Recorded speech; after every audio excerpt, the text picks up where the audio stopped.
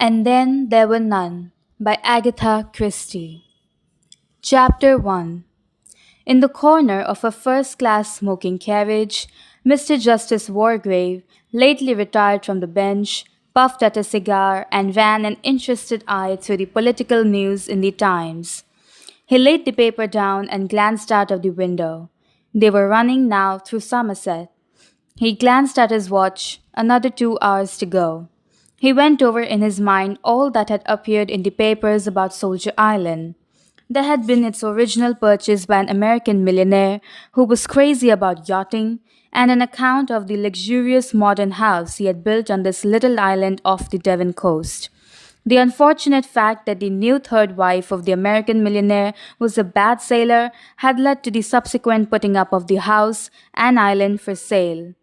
Various glowing advertisements of it had appeared in the papers. Then came the first bald statement that it had been bought by a Mr. Owen. After that, the rumors of the gossip writers had started. Soldier Island had really been bought by Miss Gabrielle Turl, the Hollywood film star. She wanted to spend some months there free from all publicity. Busy had hinted delicately that it would be an abode for royalty. Mr. Merriweather had had it whispered to him that it had been bought for a honeymoon. Young Lord L. had surrendered to Cupid at last.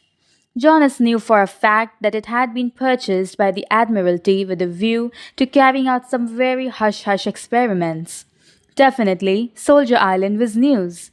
From his pocket, Mr. Justice Wargrave drew out a letter.